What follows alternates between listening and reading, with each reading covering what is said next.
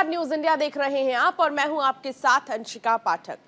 रुक करेंगे बड़ी खबर की ओर। मेघालय और त्रिपुरा दौरे पर पीएम मोदी है। उत्तर पूर्व परिषद स्वर्ण जयंती में शामिल होंगे। एनईसी की आधिकारिक बैठक को संबोधित करेंगे। शिलांग में जनसभा को संबोधित करेंगे पीएम। त्रिपुरा मेघालय को 6800 करोड़ की सौगात भी देंगे। प्रधानमंत्री नरेंद्र मोदी आज चुनावी राज्य त्रिपुरा और मेघालय का दौरा करेंगे। पीएम मोदी यहां 6800 करोड़ रुपए से ज्यादा की परियोजनाओं की आधारशिला रखेंगे और उनके शिलान्यास भी करेंगे। पीएम मोदी शिलांग में उत्तर पूर्व परिषद यानी एनईसी के स्वर्ण जयंती समारोह में सम्मिलित होंगे। पीएम एनईसी की आधिकारिक बैठक को संबोधित करेंगे। एनईसी की यह आधिकारिक बैठक राज्य सम्मेलन केंद्र प्रेक्षागृह में आयोजित की गई है।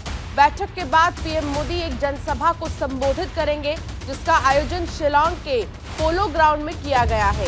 समारोह में केंद्रीय गृह मंत्री, उत्तर पूर्व क्षेत्र विकास मंत्री, पूर्वोत्तर राज्यों के राज्यपाल और मुख्यमंत्री, उत्तर पूर्व क्षेत्र से संबंधित केंद्रीय मंत्री, स्थानीय सांसद और विधायक समेत एनईसी के नामित सदस्य इस बैठक में शामिल होंगे।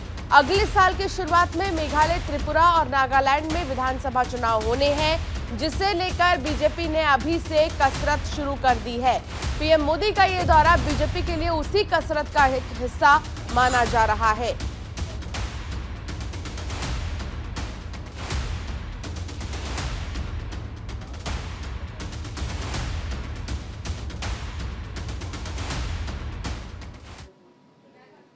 तो वहीं आज भारतीय नौसेना में बाहुबली मिसाइल डिस्ट्रॉयर आईएनएस मोमुरगांव शामिल हो जाएगा। इसी को लेकर मुंबई में कार्यक्रम आयोजित किया गया है, जिसमें रक्षा मंत्री राजनाथ सिंह शामिल होंगे। इस स्वदेशी गाइडेड मिसाइल डिस्ट्रॉयर के कमीशन होने के साथ साथ भारत की समुद्री युद्ध शक्ति और अधिक बढ़ जाएगी। इस स्टेल्थ गाइडेड मिसाइल डिस्ट्रॉयर के 75% उपकरण और हथियार भारत में बनाए गए हैं। वास्तविक नियंत्रण रेखा पर भारत और चीन में बढ़ते तनाव के बीच भारत ने अपनी सबसे घातक बाहुबली आईएनएस मोमुरगांव को हिंद महासागर में उतार दिया है। इस मिसाइल विध्वंसक के आने से भारतीय नौसेना की ताकत कई गुना ज्यादा बढ़ जाएगी। भारतीय नौसेना के मुताबिक ये युद्धपोत दूर संवेदी उपकरणों, आधुनिक रडार और सतह से सतह पर मार करने वाली मिसाइल और सतह से हवा में मार करने वाली मिसाइल जैसी हथियार प्रणालियों से लैस है। इस युद्धपोत की लंबाई 163 मीटर, चौड़ाई 17 मीटर और वजन 7400 टन है।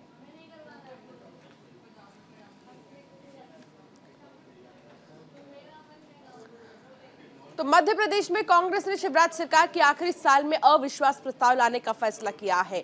19 दिसंबर से शुरू होने जा रहे विधानसभा के शीतकालीन सत्र में अविश्वास प्रस्ताव लाने की तैयारी की जा रही है।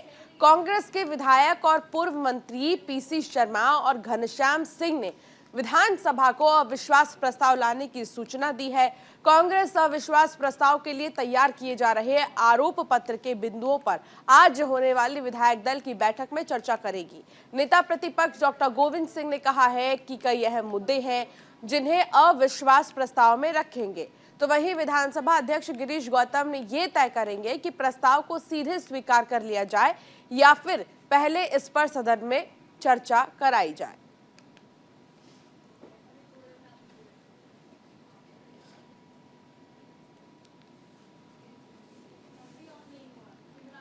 आज दिल्ली में आम आदमी पार्टी की राष्ट्रीय परिषद की बैठक होगी। बैठक में 2024 के लोकसभा चुनाव को लेकर पार्टी की तैयारियों पर चर्चा होने की उम्मीद जताई जा रही है।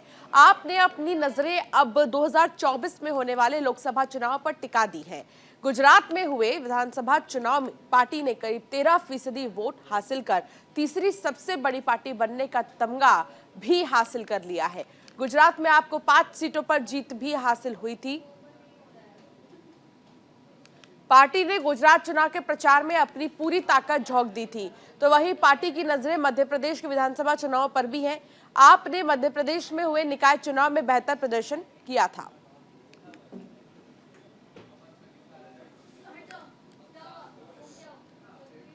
आज सीएम योगी लखनऊ में सुबह 11 बजे राजकीय माध्यमिक विद्यालयों के लिए चयन किए गए प्रवक्ता और सहायक अध्यापकों को ऑनलाइन माध्यम से नियुक्ति पत्र प्रदान करेंगे। मिशन रोजगार के तहत भ्रष्टाचार मुक्त, निष्पक्ष और पारदर्शी ऑनलाइन प्रक्रिया के तहत चयनित 1272 प्रवक्ताओं को और 123 सहायक अध्यापकों को नियुक्ति पत्र दिए जाएंगे। पांचवें चरण में कुल 1395 अभ्यर्थियों को नियुक्ति पत्र दिए जाएंगे। इन अभ्यर्थियों का चयन लोक सेवा आयोग की तरफ से किया गया है। मिशन रोजगार के तहत सीएम योगी लोगों को नियुक्ति पत्र प्रदान करेंगे।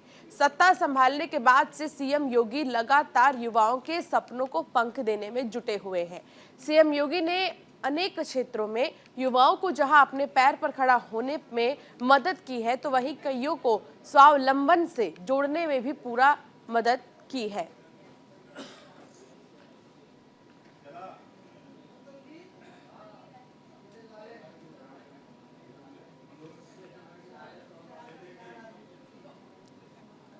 पाकिस्तान विदेश मंत्री बिलावल भुट्टो को लेकर हो रहा विरोध जोर पकड़ता जा रहा है। बीजेपी कार्यकर्ताओं ने यूपी के बुलंदशहर में भी जोरदार प्रदर्शन किया।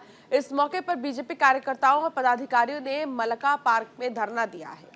ये भी बता दें कि बिलावल भुट्टो ने संयुक्त राष्ट्र संघ में पीएम मोदी के खिलाफ आपत्तिजनक टिप्पणी भी की थी, जिसके बाद देश भर में बिलावल भुट्टो के खिलाफ बीजेपी प्रदर्शन कर रही है। शुक्रवार को दिल्ली में बीजेपी कार्यकर्ताओं ने पाकिस्तान एम्बेसी के बाहर जोरदार प्रदर्शन करते हुए पुतला भी फूंका था।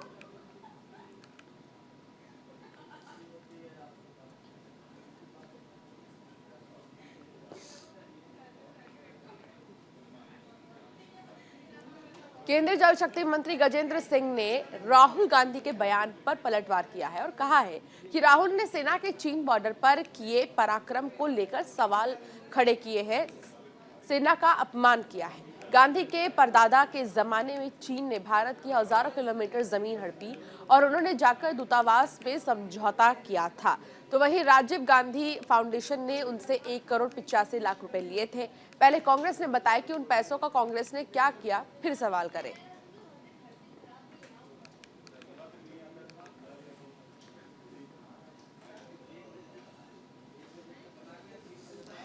बिहार में शराबबंदी को लेकर लगातार विपक्ष हावी हो रहा है, तो वहीं लोक जनशक्ति पार्टी के राष्ट्रीय अध्यक्ष चिराग पासवान ने छपरा के बहरौली मसरक जाकर मृतक परिजनों से मिले हैं और सांत्वना भी दी है।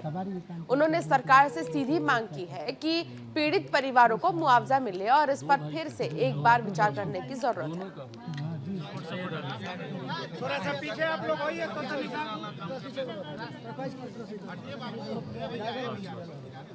थोड़ा सा पीछे। राहुल गांधी की भारत जोड़ो यात्रा 19 दिसंबर को अलवर पहुंचेगी, इसीलिए अलवर जिले के बॉर्डर पर राहुल गांधी के आराम के लिए टेंट की व्यवस्था की गई है, साथ ही लंच की व्यवस्था भी की गई है। लेकिन इसमें राज्यसभा सांसद करोड़ी लाल मीणा ने खलल पैदा कर दिया है। दरअसल किरोड़ी लाल ने समर्थकों के साथ राहुल गांधी के टेंट पर कब्जा कर लिया है। इस दौरान डॉक्टर किरोड़ी मीणा ने बताया कि गहलोत सरकार ने चुनाव के वक्त जो किसानों की कर्ज माफी का वादा किया था वो पूरा नहीं किया, बल्कि किसानों की जमीनों के कुर्की के आदेश अलग से आ गए। उन्होंने आरोप लगाया कि शिक्षित बेरोजगारों को ना रोजगार मिल रहा है, ना ही भत्ता। प्रदेश के 28,000 CHA की नौकरी खत्म कर दी गई है। और डॉक्टर मीणा ने शराब ठेकेदारों का पक्ष लेते हुए कहा कि कोरोना काल में सरकार की पाबंदियों के चलते दुकानें बंद रहीं, इससे शराब की बिक्री कम हुई है। अब सरकार शराब की कम बिक्री के चलते शराब ठेकेदारों पर पेनल्टी लगा रही है और उनकी संपत्तियों को नीलाम कर रही है, जो न्याय संगत नहीं है।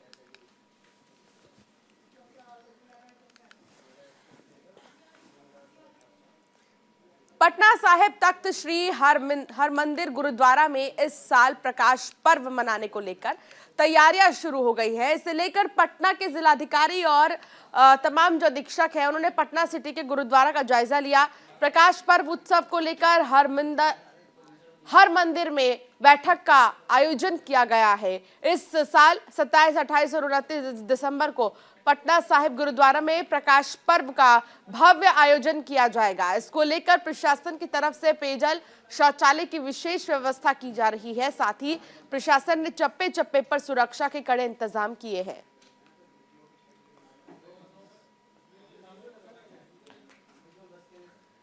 यूपी के मुरादाबाद रेलवे स्टेशन में मालगाड़ी के डिब्बे पलटने का मामला सामने आया है। मालगाड़ी के डिब्बे पलटने का लाइव वीडियो धड़ल्ले से वायरल हुआ। वहीं मालगाड़ी के 2 डिब्बे पलटने के कारण प्लेटफॉर्म पर बैठे लोगों में भगदड़ मच गई। आनन फानन में लोग अपनी जान बचाकर भागते हुए नजर आए।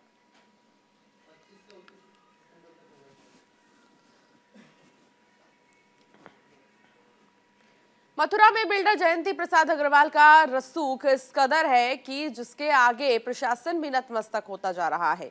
सरकारी जमीन को अवैध कब्जे से मुक्त कराने की दिशा में प्रशासन ने अभी तक कोई कार्रवाई नहीं की है, जबकि सिंचाई विभाग ने इस साल 17 नवंबर को ही नोटिस चस्पा किया था। इस नोटिस के तहत 7 दिन के अंदर बिल्डिंग को खाली करना था, लेकिन 1 महीना बीतने के बाद भी बिल्डर पर कार्रवाई नहीं हुई है। दरअसल बिल्डर जयंती प्रसाद अग्रवाल ने साल 2011 में आगरा नहर की जमीन पर कब्जा कर अशोका हाइट्स के नाम से 156 फ्लैट्स की मल्टी स्टोरी बिल्डिंग खड़ी कर दी थी। इस मामले पर बिल्डर जयंती प्रसाद अग्रवाल का कहना है कि उन्होंने इस जमीन को 2010 में खरीदा था। पहले इस जमीन पर एक फैक्ट्री बनी हुई थी। विभागों से एनओसी और नक्शा पास कराने के बाद ही अशोका हाइट्स बिल्डिंग का निर्माण किया गया था। इस मामले में सिंचाई विभाग, नगर निगम, MBDA के अधिकारियों पर मिली भगत के आरोप लगे हैं, लेकिन बड़ा सवाल यह है कि इस मामले में प्रशासन की नींद कब खुलती है और कब कार्रवाई होगी, ये देखना होगा।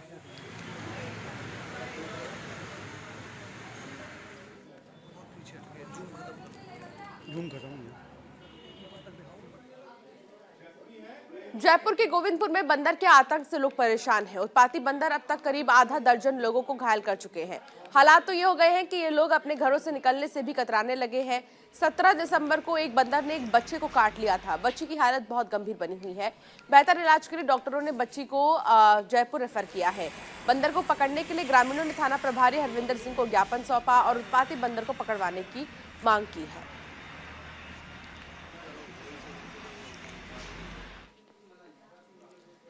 करनाल की शिव कॉलोनी में पिटबुल डॉग का कहर एक बार फिर से देखने को मिला है। घर की छत पर खेल रही 9 साल की बच्ची पर पिटबुल डॉग ने हमला कर दिया।